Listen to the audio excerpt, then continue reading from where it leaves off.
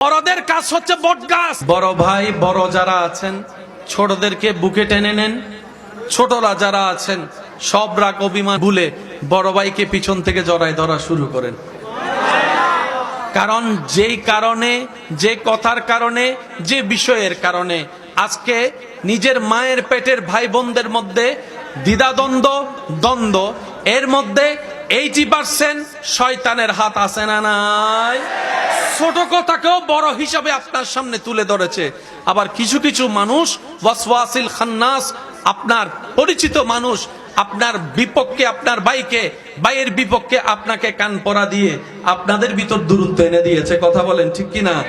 মনে রাখবেন, রাতের 3টা বাজে যদি আপনার কোনো শরীর খারাপ হয়, বাহিরের কেউ আসার আগে আপনার ভাই আসাই তো বেশি দরকার, আপনার বোন অগ্রসর হওয়া তো বেশি দরকার। কারণ রক্তের বাঁধন তো একটা শব্দ আছে। তা আমি অনুরোধ করব, যা হয়েছে হয়ে গিয়েছে, বাদ দেন না। নবী রাহমাতুল লিল আলামিন বলে, যে ক্ষমা করে আল্লাহর সন্তুষ্টির জন্য আল্লাহর অন্য বান্দাকে আল্লাহ তাআলা খুশি হয়ে ওই বান্দাকেই ক্ষমা করে দেয়, যে নিজের রাগকে কন্ট্রোল করে নিজের ভাইকে, বন্ধুকে ক্ষমা করেছে আল্লাহকে খুশি করার জন্য। তাহলে আমি যদি অন্যকে ক্ষমা করি, মূলত আমি ক্ষমা পাচ্ছি। আমরা যারা এখানে আছি এবং যারা কবরে আছে, আমরা আছি দুনিয়ায়, ওনারা আছে আখেরাতে। একটু বলি, আমরা আছি, ওনারা আছে। এই দুনিয়া এবং আখেরাতের মধ্যখানে দূরত্ব কতটুকু একটু ঠান্ডা মাথায় হিসাব করলে, একটা কবরের পারে গিয়ে আপনি দাঁড়াবেন, কবরের সামনে গিয়ে দাঁড়াবেন, ওনাকে জিজ্ঞেস করবেন, ভাই আপনি কোথায় আছেন? উনি বলবে আখেরাতে। আপনি বলবেন আমি দুনিয়াতে, আপনি আখেরাতে। দূরত্ব কতটুক? হাত দিয়ে মাপলে দেখা যাবে 3 থেকে 3.5 হাতের দূরত্ব পাওয়া যাবে। মাত্র 3 থেকে 3.5 হাত। 3 থেকে 3.5 হাত উপরের দিকে তাকালে দেখা যাবে রং বেরঙ্গের এই দুনিয়া, লালসার এই দুনিয়া, লোভের এই দুনিয়া। কথা বলেন ঠিক কিনা? অরাজকতার এই দুনিয়া, হিংসার এই দুনিয়া, হত্যার এই দুনিয়া, অন্যায়ের এই দুনিয়া। 3.5 হাত নিচে, 3 হাত নিচে দেখলে দেখবেন সেই অনন্তকালের যাত্রা, আখিরাতের পথ দেখা যাচ্ছে, যেখানে কোনো লোভ নাই, যেখানে কোনো অহংকার নাই, আছে শুধু আমলের হিসাব, আছে শুধু আমলের বিচার, যে যতটুক করবে তার ততটুক পাওয়া। তাহলে আপনার আমার সেই চিরচেনা, সেই চিরন্তর সত্য পথের দিকে যে অগ্রসর হতে হবে, সেই পরকাল আপনার আমার থেকে কোনো দূরে নয়। দুনিয়াতে আসার পরে আজান দেওয়া হয়েছিল, আজানটার কোনো নামাজ ছিল না। আজ জানাজার সময় সেই নামাজ, আর আজান এবং নামাজের মাঝখানের জীবনটাই হচ্ছে আমাদের জিন্দেগি, আমাদের সময়। দেখতে দেখতে কত সময় পার হয়ে গিয়েছে। শ্রদ্ধার সাথে বলছি, একটু মনের কান দিয়ে শুনবেন।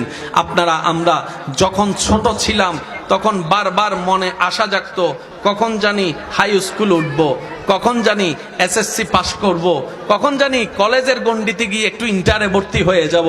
কারণ সেখানে গেলে পড়ার চাপ কমে যাবে, ইন্টারে উঠলে একটু বন্ধু বান্ধব নিয়ে মোজ মস্তি করার একটু সুযোগ হবে। ছোটবেলার থেকে সবার মনের একটা চাওয়া, কখন জানি বড় হব, কখন জানি বড় হব। আর বড় যারা হয়েছে তারা মনে মনে আফসোস করে বলে, ইস আরেকবার যদি ছোটবেলাটা ফিরে পেতাম, আরেকবার যদি ছোট জীবনটা ফিরে পেতাম, আরেকবার যদি সেই হাই স্কুলের মধ্যে ফিরে যেতে পারতাম। ওই ছোট্টবেলার শিক্ষকের সেই শাসনটা বড্ড মিস করি, মা বাবার সেই ডাকটা বড় মিস করি। মাগরিবের পরে পড়তে না বসলে যে শাসন সবাই করত, সেই শাসনটাকে মিস করি। প্রাইভেট টিচারের সেই হোমওয়ার্ক দেওয়াটাকে মিস করি। বার্ষিক পরীক্ষার পরে নানার বাড়ি ঘুরতে যাওয়াটাকে মিস করি, নানার বাড়িতে ঘুরতে যাওয়াটা মিস করি।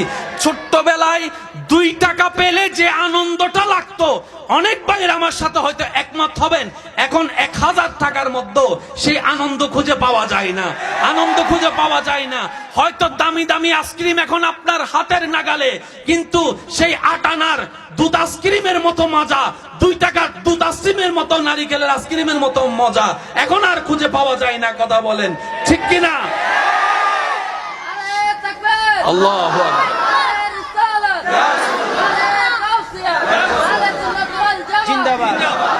জীবন আমাদের,